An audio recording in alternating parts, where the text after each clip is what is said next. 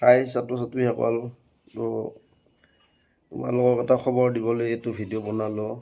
আচলতে মানে 26-27 যিখন মানে আমাৰ একাডেমিক মানে কিতাপবিলাক হ'ব, তো তাতে কিছুমান চেঞ্জ হৈছে।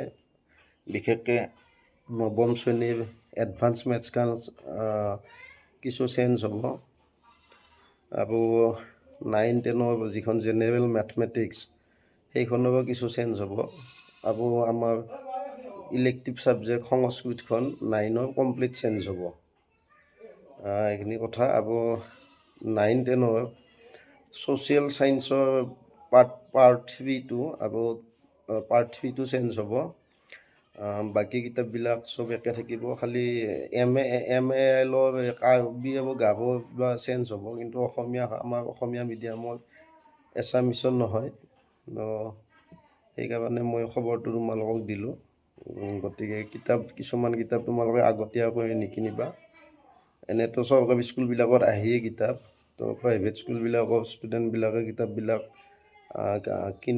কিনিব লগা হয়, কিন্তু আগতীয়াকৈ নিকিনিবা। এইখিনি চেঞ্জ হৈছে, কিতাপখিনি ওলাব দিয়া ভালকৈ। তাৰপিছত লগতে আৰু এটা খবৰ দিওঁ যে 10মান শ্ৰেণীৰ যিখন এডভান্স মেথছ, সেইখন মই এপ্ৰিলৰ পৰা 1 তাৰিখৰ পৰা মই সেইখন আৰম্ভ কৰিম। যিহেতু চেঞ্জো নহয়, গতিকে তোমালোকে ভিডিঅ'টো চাই ভাল পালে শ্বেয়াৰ কৰি দিবা সকলোকে, যাতে সকলো ষ্টুডেণ্টে গম পায়। আৰু চেনেলটো তোমালোকে ছাবস্ক্ৰাইব কৰি দিবা, যাতে আপডেটবিলাক পাই থকা। আৰু যদি কোনোবা ইণ্টাৰেষ্টেড হয় এডভান্স মেথছৰ ক্লাছ কৰিব, তেতিয়া চেনেলটো ছাবস্ক্ৰাইব কৰিব। ঠিক আছে, বাই বাই।